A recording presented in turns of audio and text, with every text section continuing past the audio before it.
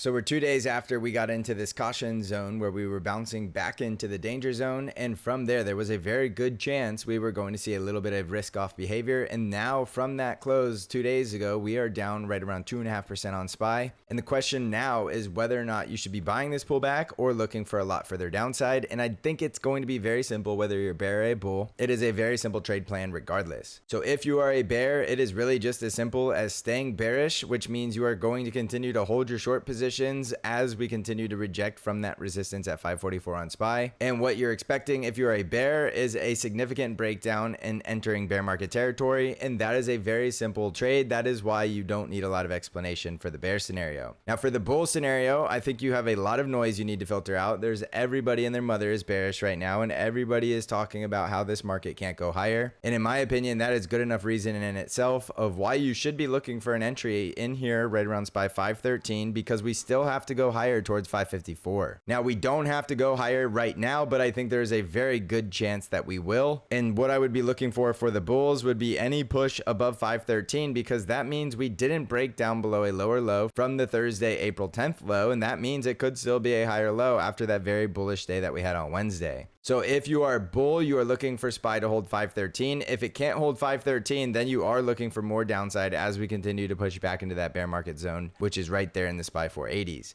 If we can hold SPY 513, I think you could stay optimistic for a very good risk reward trade from 513 support all the way up to the price target at 554. So there's no reason to be panicking here. Panicking is not a trade strategy. If you find yourself panicking, it's simply because you don't have a plan. If you have a plan, all you need to do is let the price do all the talking. And it's very simple. Like I said, whether you're a bear or a bull, you have very clear risk levels. If you're bearish, you're using the risk level at 544. And if you're bullish, you want to be using this risk level down here at 513. On the NASDAQ 100 triple Qs, we were down about 3% today. And essentially, we have the same story on SPY. If you're bearish, you are staying bearish below the danger zone, which is that rejection right around 465. And it's very easy to understand how that could be a lower low as we go back into bear market territory. And if you're bullish, you are looking for this setup very similar to SPY to hold above the Thursday low, which was right there at 433, and then continue to push higher, which is going to bring us all the way up to about 468. So if you are bullish, use the risk level right around 433, and if you are bearish, you are using the risk level at 465. And also keep in mind we did gap down today and we had extremely low volume, so we weren't seeing the high volume panic selling. Even though we did go down 3%, the majority of that move was just an overnight gap down, which means we now have a gap to fill at 456. So if you're extremely risk off but you still want to take the long trade, you can simply just set your risk and reward to the price target at 456 and not shoot all the way up to 468. Either way you play it, it does not matter. If you're bearish, it's completely fine to stay short. Even if we bounce, you can stay short until we get that bull breakout above the danger zone. And then once we get out above the danger zone, which I do think we will, then it's going to be a bull breakout and we will be officially out of the downtrend and we will be ready for a summer bull rally. Don't rule it out. It is completely possible still. You don't need to go ahead and buy a falling knife if you don't want to. You can simply wait for the price action to break through resistance and confirm we are indeed going back into a bull trend. If you're bearish, that's completely fine. I'm not going to try to talk you out of it. Just stay bearish while we're below the danger zone. And then if we break above it, take your loss, because you won't want to be shorting a market. If we do indeed get that bull breakout above the danger zone, that'll be your sign to cover your shorts. If you want to navigate this market and trade with me, the best way to do that is TSC Trade Alerts, where you get all of my buy and sell alerts for the exact percent allocations that I am taking for the TQQQ and the SQQQ. You can find out how to join by clicking on the link in the description of this video. And with all of this volatility, now is a great time to be a member because we are getting some massive trades and absolutely crushing this market. So thank you for watching, everybody. Now go crush this market.